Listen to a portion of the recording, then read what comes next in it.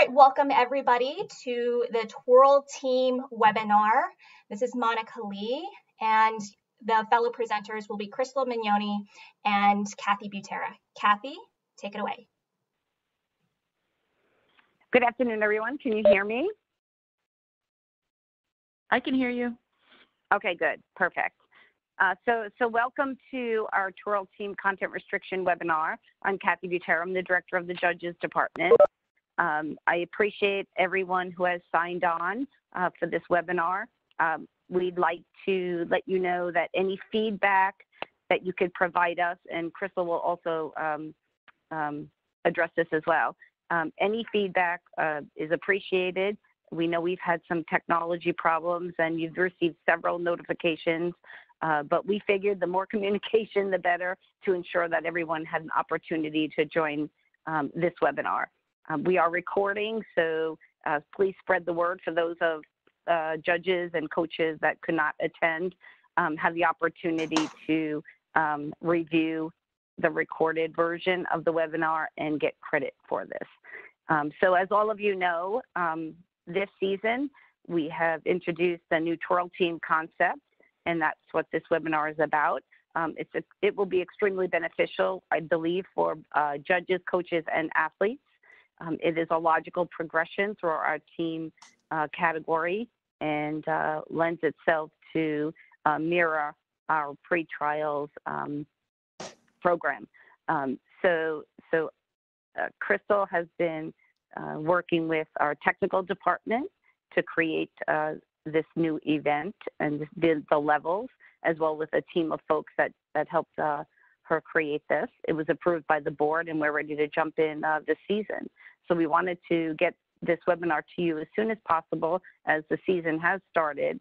And we want to make sure that all our level 2, level 3 pretrial and master judges have an opportunity to take this webinar and get certified so they can judge this event.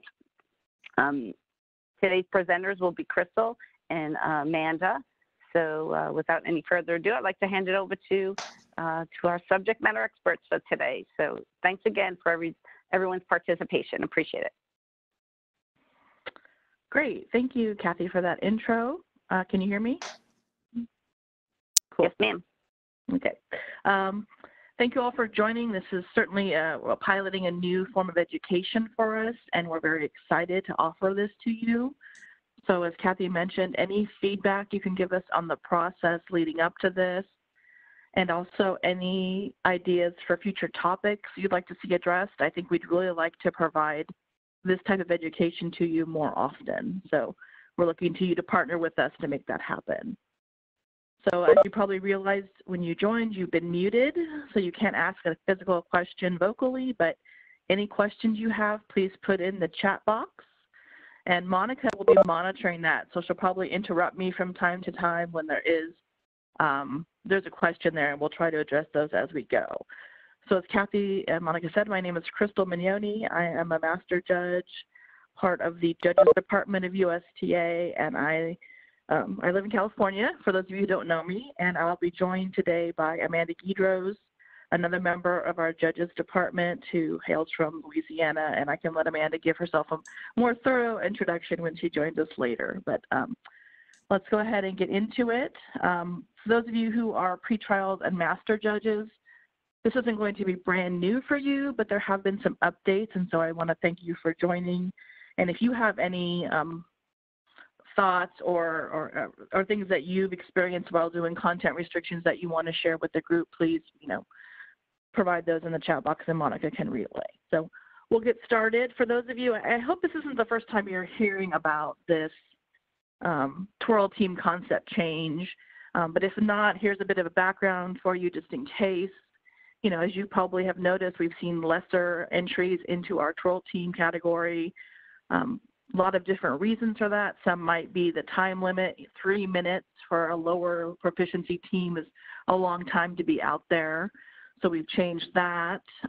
We're still trying to figure out, what makes things different from a Twirl team to a dance Twirl team. Now we have this concept in place, so we'll see if that lends itself to a little bit more clarity for coaches, parents, athletes, and judges too. We want to make sure, what are we trying to get out of this event? What do we want to do? We want to build twirling. So that's where we're going back to, the basics of that. Another issue that came up is, what does a beginner, intermediate, or advanced look like? That system is based on wins, so that doesn't really tell you the level of the team. And then there were also some issues with pre-trials and International Cup content restrictions that kind of gave some headaches to coaches at that level. So we're really trying to, across the board, give you an easier system to deal with. So what do we want to get out of a twirl team? Well, we want to go back to the basics. We want an event that allows athletes to focus and coaches to focus on teaching strong twirling skills in a progressional manner. So they're not skipping any steps in their development. Coaches want their athletes to compete against other teams at that level, displaying the same skill set. So, it gets more down to the judging, that we've been trained to do when we want to look at the program and the concept and the other issues involved, and the proficiency level will speak for itself. We want our coaches to teach the proper development, and we believe that this event, this new way, will help them do that. So we did have minor tweaks to the team concept, the twirl team concept summary, which will be updated in your manuals later this year. But just to reiterate for you, as you're getting your mindset for the new season, the emphasis in twirl team is synchronic twirling with simultaneous blending of baton and body. We want to see the major modes of twirling. We want to see a roll section, demonstration of aerial variety, exchanges, multiple baton, form development, and then the precision unison NGE that we all are familiar with. So, we are the judges, we are the enforcers of these concept summaries, so it's up to us with our decisions to show the coaches what we expect from a twirl team. And so this is what you really should strive for. Any questions yet, Monica? No, not yet. Excellent. So as Kathy said, this was approved by the board and is effective September of this season, this year. Couple notes here. We are still in the process of updating things. So while your USTA rulebook has just been distributed and that is updated and has all the pertinent information, we're still in the process of updating our judges' manuals and our score sheets. So we'll let you all know when those have been updated so we can get you that material. But you may go to a contest if you're judging next month that might not have the updated score sheet yet. So that's why we're requiring you to take this webinar so you have the most up-to-date information, because it's your responsibility to know the rules and enforce them. So I would encourage you all to download that rule book from the USTA website and review the new twirl team section so that you can get even more information.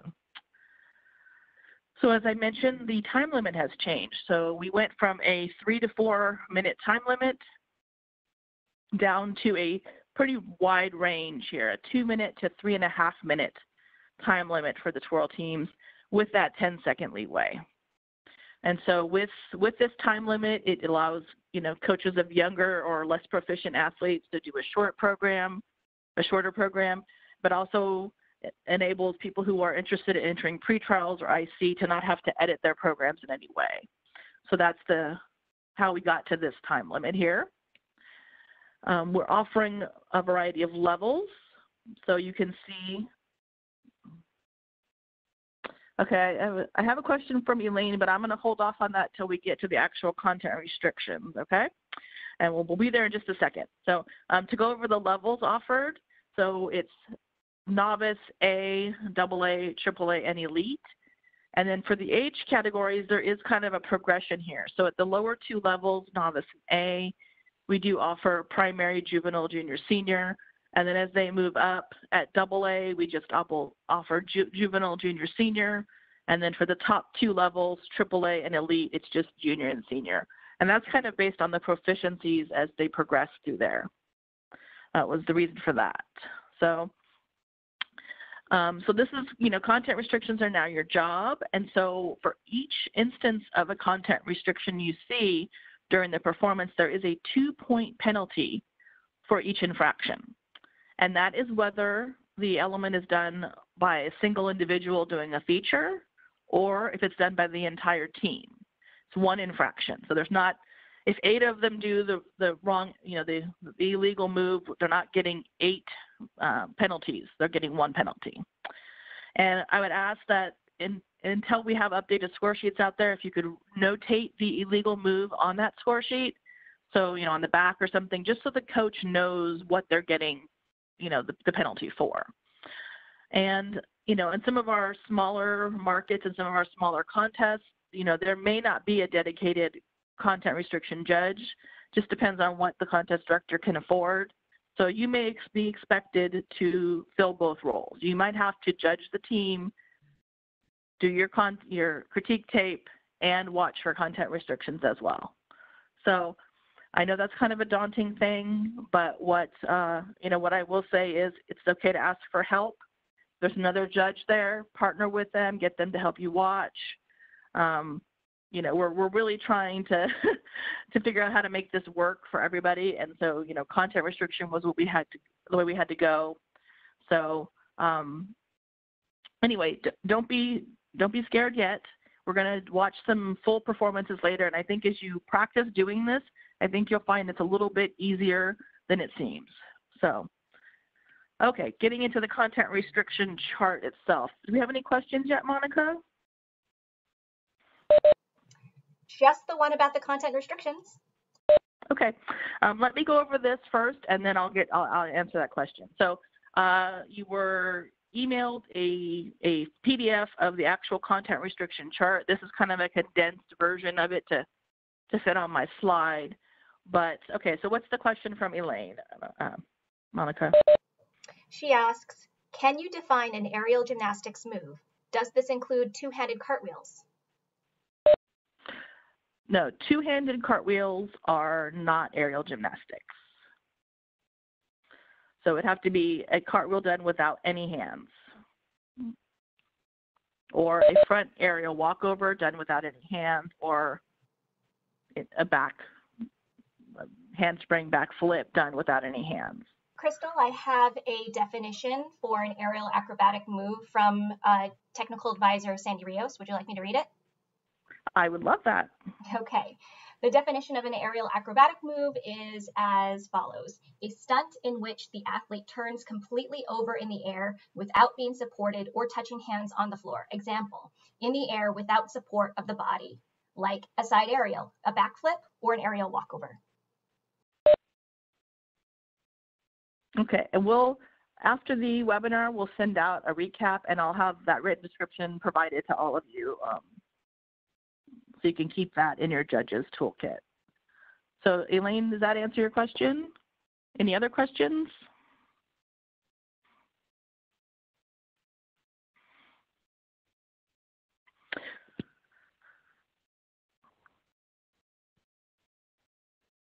Yes, okay, thank you. Any other questions, Monica? That's it for right now. Okay, so as you can see on the chart in the spin category, it's 1 spin, 2 spin, 3, 4, and so on.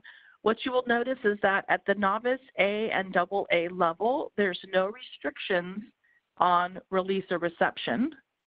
But in the triple A category or triple A level, there is standard release or reception on the 4 spin there. So, and these spins I'm listing here are the max number of spins that go with those restrictions. So they can do less spins and add more difficulty onto there. When we talk about aerial gymnastics, it's only done at the AAA level or above, and I have a slide on that later. We'll go into more of that. On the stationary or traveling complex, at novice, there's none allowed. Then at A, we have single major, so 1 element under the toss. And when we talk about stationary and traveling, here's where there's going to be some confusion, is that those releases and receptions are standard. And I'll talk about standard release and reception in just a minute. But for the A level, that's a single major move. On double A, single major with 1 spin. No doubles allowed in double A. Then in triple A, it's a single major with 2 spins or a double element, so double illusion. And then in the rolls, at the novice level, single element. And then at the A level, we have no continuous front neck rolls, no front figure eights, and no monsters. Okay, so let's talk a little bit about what is standard release and reception. So standard release would be, oh, Jackie Stewart has raised her hand. Jackie, do you have a question? It has to do with the aerial gymnastics. So Yes, ma'am. you want to finish your reception thing first, or you want to talk about that? Well, under AAA, it says aerial cartwheels, not in combination. So that makes me think that that's the only aerial move they can do. Is that true? No, that's not true, is it? No, I guess I should say aerial gymnastics. Sorry. Okay. All right. Okay. Well, that clears that up. And so from the definition, one other thing that Sandy Rios submitted, then you cannot do like a back handspring. Correct? I mean, you can do a back handspring. You can. I don't mean can't. You can. Right. You can do a back handspring. Correct?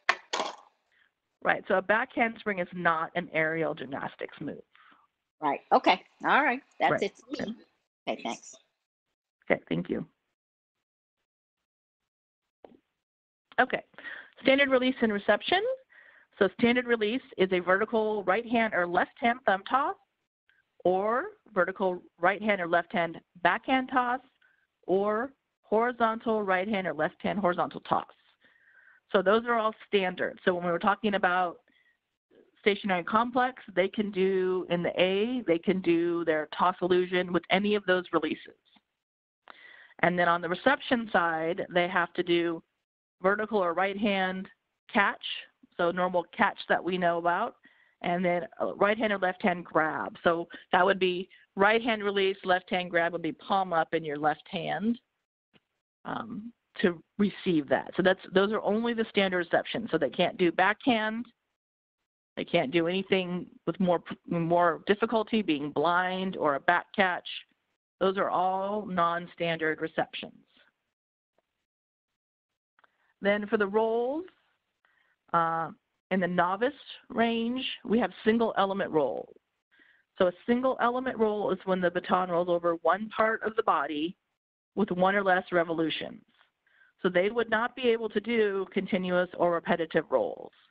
So some examples of single element rolls would be arm roll, hand roll, a roll over the leg, an elbow roll, an elbow pop, and a half fishtail or a half angel roll.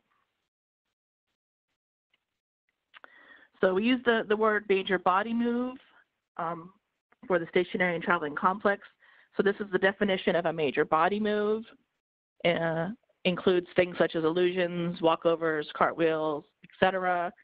The thing to remember, if you don't want to remember this whole list, is that it's a move that will be approximately 3 or more counts in duration. So it takes longer, it takes more strength, it takes more control to demonstrate what would be considered a major body move. So in the aerials, if they, okay, Paige has a question. I didn't get that, Monica. Can you read it? Yes, she asks, is there a maximum number of doubles they may do in AA or AAA levels? Okay, well, you can see that in AA, there are no doubles allowed. So that would be 0. And then in AAA, there's no maximum. But they do have the standard, sorry, they don't have on the release and reception for that, they have no restrictions. So they have the ability to do those any way they want. So, okay, good question. Okay, where was I? Okay, aerial clarification. So if they are a AA team, they can do a toss cartwheel and have some variety on that release or catch. So they could do a lesser element that's not listed in their level, and it's not a restriction. So when we talk about aerial gymnastics, that means with or without the baton. So if a AA team just had one athlete come across the floor and perform a side aerial, there's no baton involved, no toss, not part of an exchange or anything, that is still a content restriction. So it doesn't matter if the baton is involved. Okay, and when we're talking about exchanges, the same content restrictions apply from our aerial levels. So if it's done in a multiple baton or it's done in an exchange, it still counts. So for instance, a novice team would not be able to perform a 2-baton section that included a high-low 2-spin because their max on the number of spins is a 1-spin. Even in a feature, still an infraction. The great news is we do not have a drop penalty for these teams, so we will not have to be taking account of those. When or if they go to pre-trials or IC, they will have that element to deal with. But we, as USTA judges, don't have to do that. So I'm going to turn it over to Amanda now. We've put together a little quiz here that should help you start to think about these things. And she'll present an element, and then you guys will have to answer in the chat box what level you think that is. So go ahead, Amanda. Hello, everyone. Am I audible? Yep. Yes, we Okay. hear you. Thank you. Okay, so Krystal, I think you're going to have to advance to, there we go. Thank you. All right, so we have a 3-spin backhand catch. Doesn't matter if it's catch in a lunge or catch in a reverse illusion. So what level might we see that being used?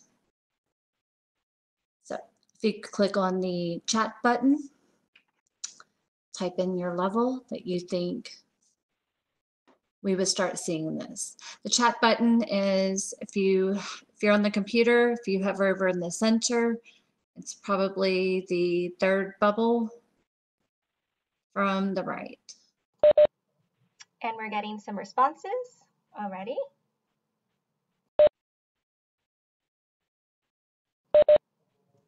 And pretty much everybody has chimed in AA.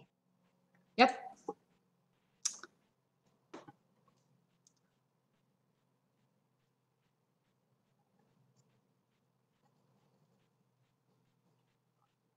Fishtails.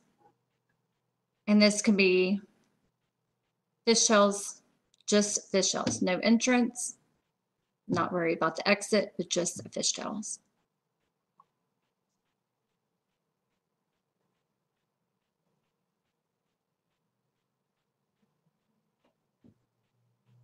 All right, we've got about 4 responses. Everybody's saying A or higher. Mm-hmm. And even if it was, yeah. Okay, next one. All right, a backhand release, 1 spin.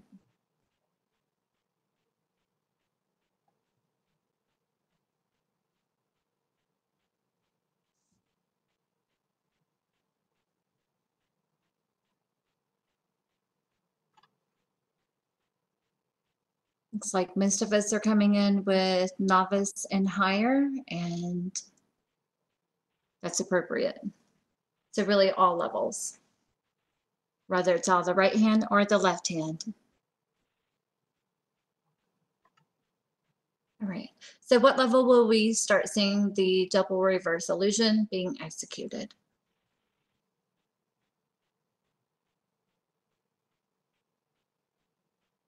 We're seeing AAA. Mm-hmm. Yep. So this is going to be, so one of the big changes, those of you that have been used to judging pre-trials, we're used to seeing that AA event, seeing 1 reverse illusion and counting the number of occurrences. So with the team and the restrictions, you won't have to worry about the number of occurrences, but rather AAA, that's the only, that's the first level where they're able to do the doubles, double anything basically. Okay.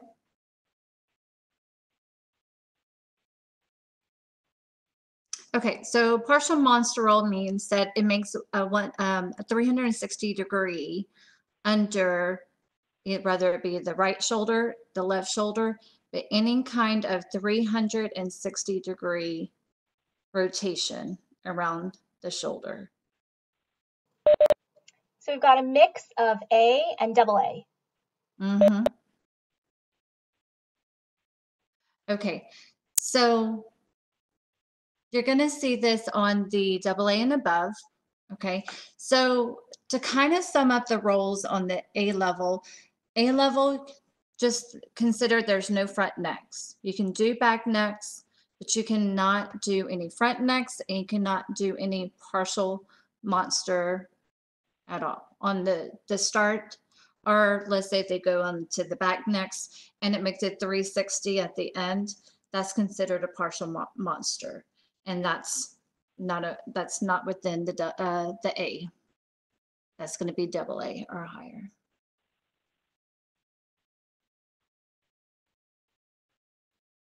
All right, one spin blind catch.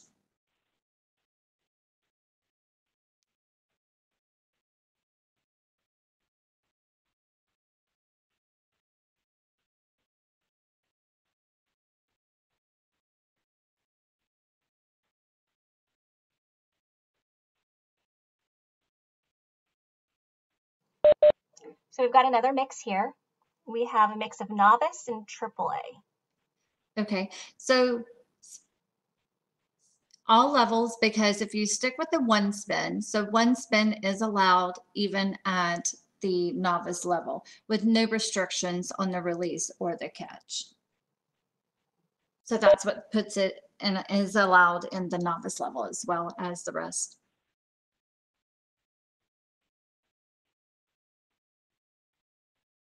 All right, toss cartwheel with the back catch.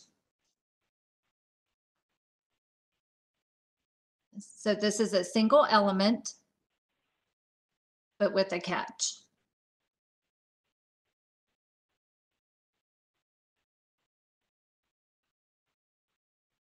Okay, so we have double A, triple A, mixed.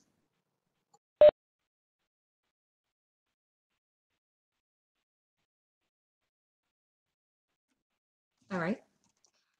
So with a single major body move, double A and above. So at the double A, they are able to do the single major body and they're free on the catch to no restrictions. All right, so elbow extension roll. What level is that allowed to start occurring?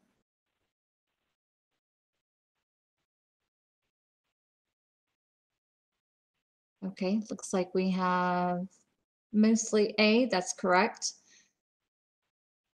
So the elbow, if it was the elbow roll and stopped, that would be novice, but the fact that it's elbow and then extends out beyond that, that's what puts it into the A or above. So Amanda, we've got a question from Paige Campbell. She asks, Sure. why couldn't a novice team do a fishtail isolated by itself? That would limit them to hand rolls in this case. Right. That was part of the discussion page. As far as, and starting with this novice level, the definition that we tried to keep cohesive, and Krystal can probably elaborate a little bit more on this too.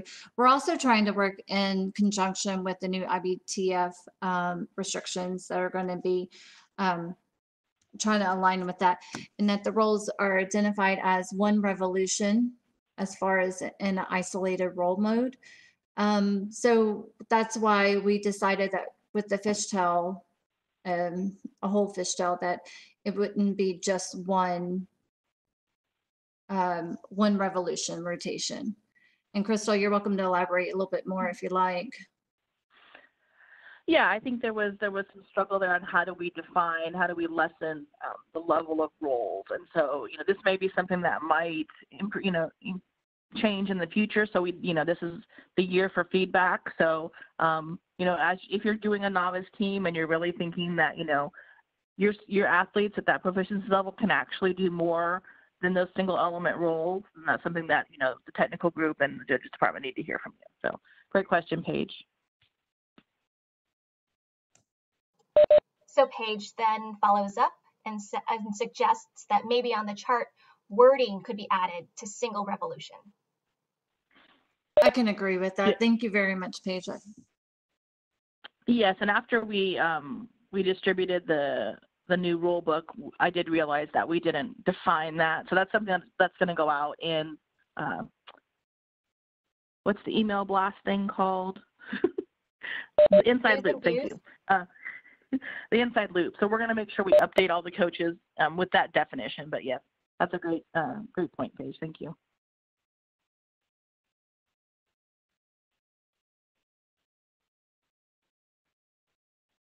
All right, a forespin with a backhand catch.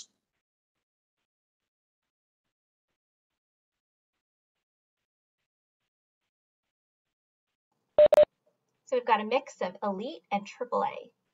Okay. Well, at the AAA, they can do the forespin, but it has to be standard release and catch. So the fact that they're catching it backhand, that makes it elite only.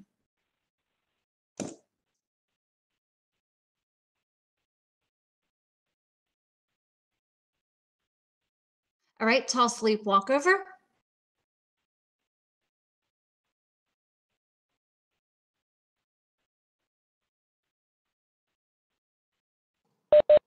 So again, a mix of AAA and elites. Mm-hmm. And we are assuming that the toss is happening on the leap, which is, of course, something that's always, something to note. So this is actually going to be able to be classified as A and above because of the toss happening on the leap, and assuming that the athlete does perform the toss on the leap, then it becomes a single element. So that's why it's going to be classified under the A category.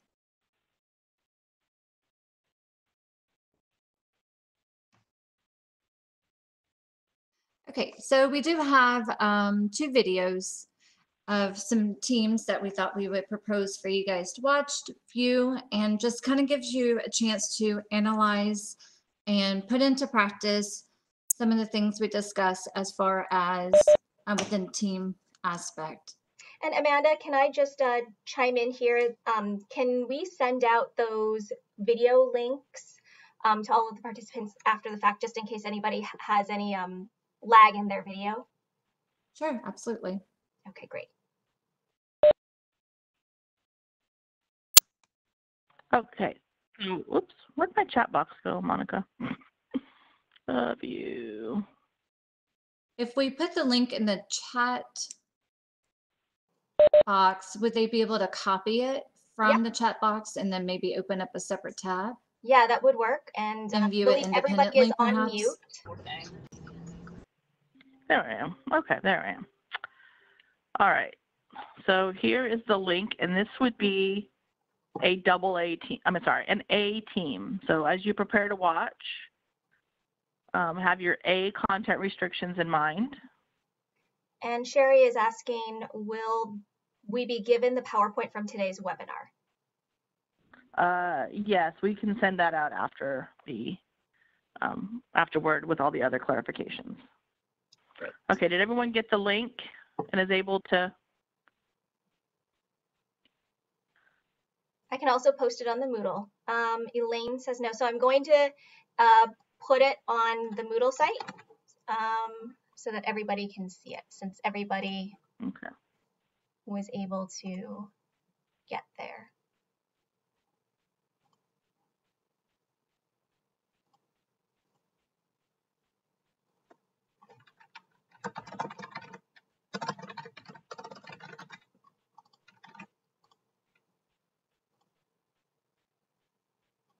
Okay, so if you refresh the Moodle page, you should see the A team example link.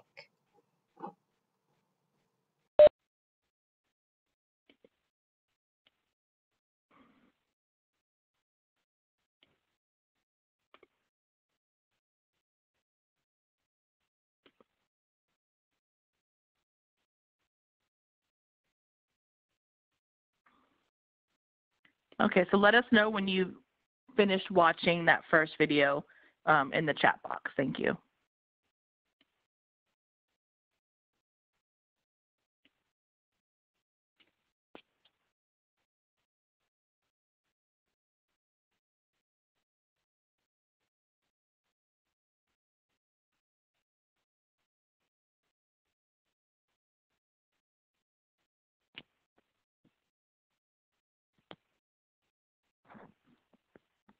you can't hear anything on the video, then you need to unmute the video.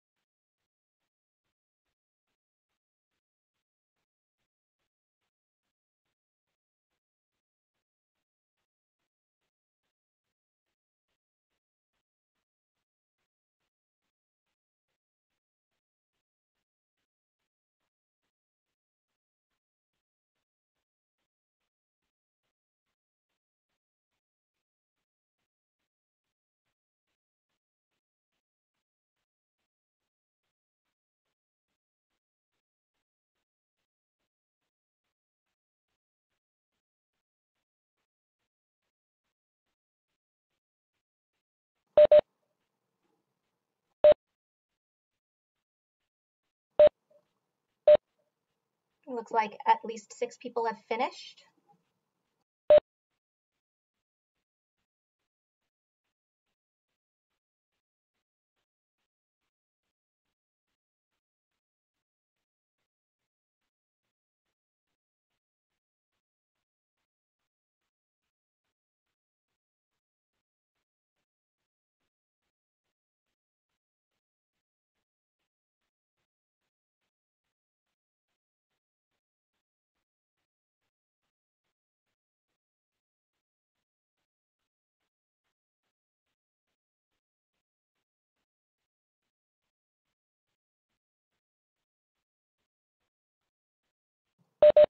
Okay, about 12 people have finished watching already.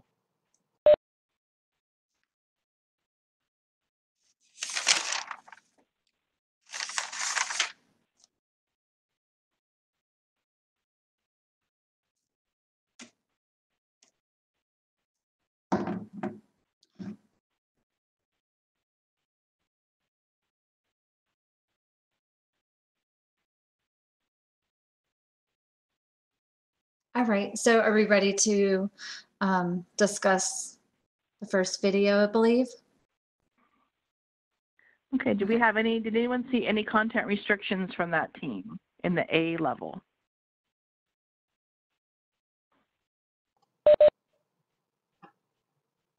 Okay, we're getting a bunch of no's here.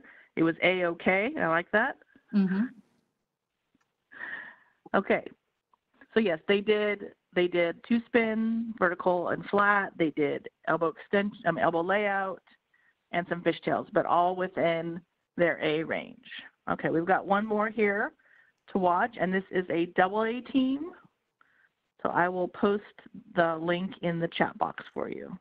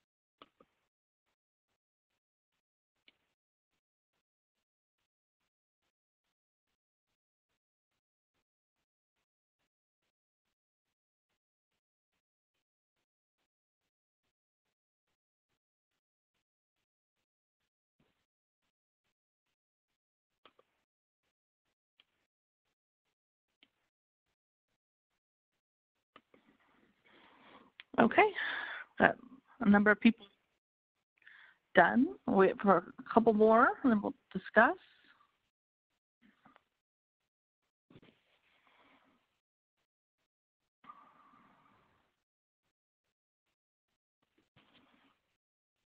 Okay, did you see any content restrictions for this AA team? I see a couple yeses, I see 2 infractions. Okay, tell me what those 2 infractions were. 2 spin reverse and a double reverse. Yeah, so they had the full team did the 2 spin reverse, and then they had the feature. So what is the point deduction?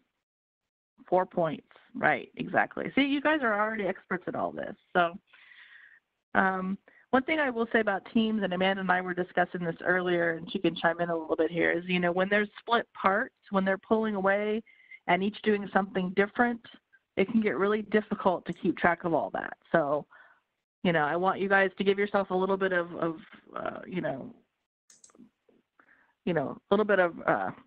I've lost my words now.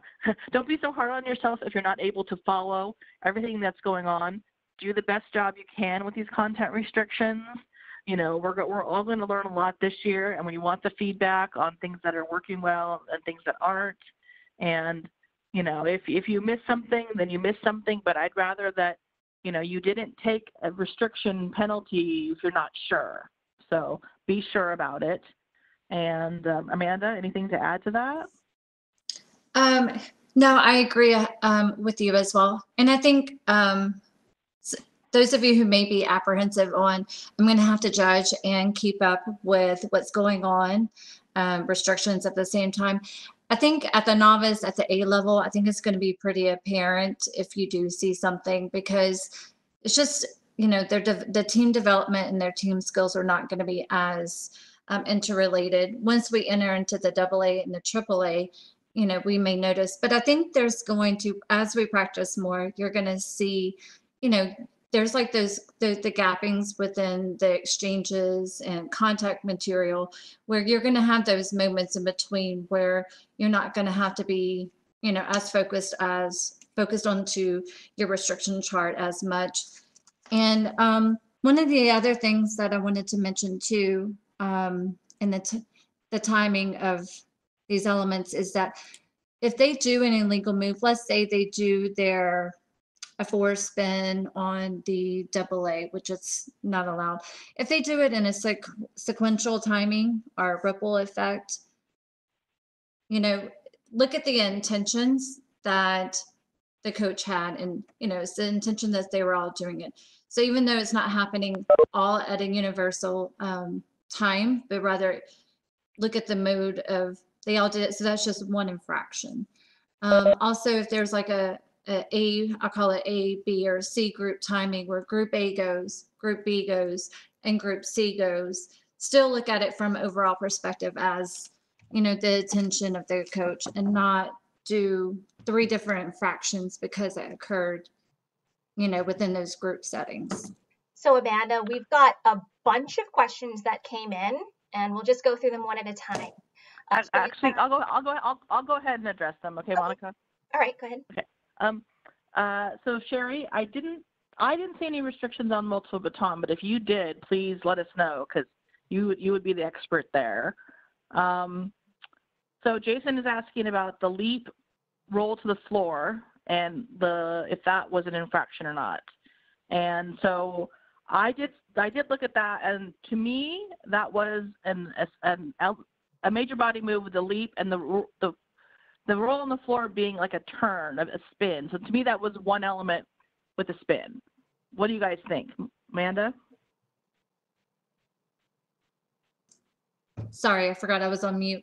The leap roll to the floor, is that what you're questioning? I was going back looking at some of the comments. I apologize.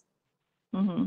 I didn't consider it a leap. I didn't feel like there was like a leap. I had gone back and looked at that earlier as well, but I felt like the toss happened as, I didn't consider it a leap, but rather, and then either way, it's one rotation down to the floor. So I did not consider it an illegal move.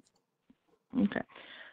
And Jackie is saying they tossed in the leap. So those are some of those instantaneous things that happen in the performance where, like I was saying, you need to be sure of how things happened. And at a local level, you might not be able to go back and watch a video.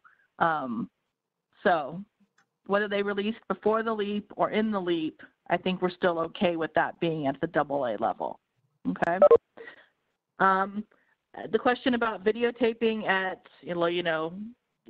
various levels of competition, I think that's up to the contest directors. We're not requiring them to do that. The only time we do require that is at pre-trials. So at the moment, Patty, there's no appeal process for the penalty. That might come in later, but that's why we're cautioning the judges to be really sure about this. So, it's not as detrimental as it is in like an IC or pre-trials competition where it's a huge penalty. It's a 2-point penalty, but, it still could change the outcome of the competition. So they tossed before, but no word. Okay. Okay, no, at this time, these content restrictions are solely for twirl teams. They do not apply to dance twirl teams. So when you're doing that, judging dance twirl teams, it's normal judging that you're used to with just the critique tape and the scoring and the placing. Okay, for back to our multiple baton discussion, right. So the chart applies to that, but only in so much as they do like, a spin or a major body move. So, if she had done a double illusion to finish off her 3 baton section, then that would have been a content restriction. But what she did under the batons were not anything there. So same idea with the exchanges. Anything that that happens under there, it has to fall under the aerial content restriction. So in A, they could only do 1 major body move. So they could only do, they could do a cartwheel exchange, right? Both members doing a cartwheel or 1 member doing a cartwheel. And that would still be. For those of you who are rewatching this on the recording and don't have access to the chat box, I just want to review some of the questions that were asked and what we're talking about. The specific question that was just asked is, are there restrictions on exchanges? Great, thank you. Sorry about that. Okay, any other questions, clarifications we can provide to you at this point?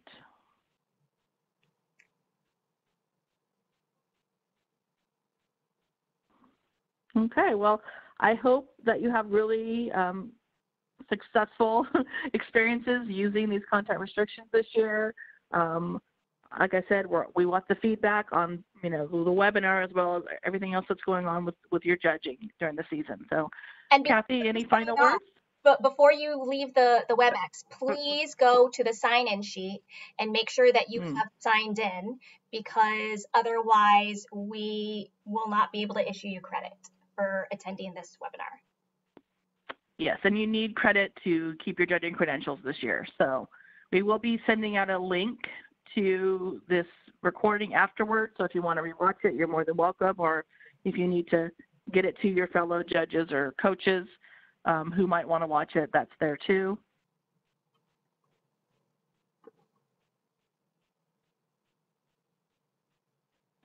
Yeah, Donna McAtee makes a good point. She says it's helpful to note the possible infractions as you're watching and then make the final decision at the end, because you don't want to interrupt your judging focus, which is scoring and placing the team correctly. So great insight, Donna. Sherry points out that with exchanges and multiple batons, the body catch and release restrictions apply, and that is correct, yes.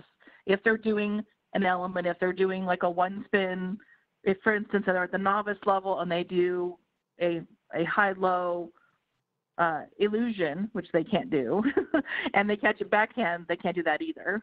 So yeah, those restrictions do apply to that. If you have more questions later, you can start with me, or you can also always reach out to Kathy Butera, the Judges Department Director, or someone on the tag as well. So yes, I agree. Mm-hmm. Go ahead, Chris. Yeah, I agree, Katrina. We want more of these webinars. Thank you for saying so. Give us some categories, some topic ideas, and we'll be looking to provide those to you. So, Kathy. Thanks, Krystal. So Monica, I have a question for you. All of the questions that everyone was asking in the chat, can we capture those? I will look to see if I can. Okay. So what I'd like to do is have a frequently asked question, to Patty's point, frequently asked question, and we'll post that up on Knowledge Central as you go through your judging year. When things come up and you come to us and ask us questions, we'll document that and have an area where, a repository where folks can go to see if that question has been asked before. I think that would be a great thing to have for us as we experience this for the first year. I thought the webinar was excellent.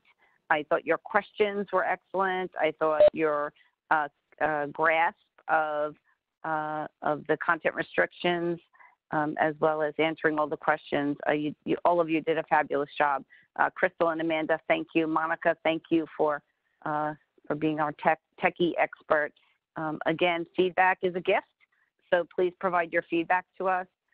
We appreciate it, and this is also going to be available for you to go and re-look at as well, because we are recording it. So I thank all of you for taking your time out of your busy Saturday and spending it with us, and appreciate all of your insights. So that's all I have. Anything else, Krystal, before we let everyone go on with their day? No, thank you so much all for your participation, and I wish you good luck and a lot of fun this season.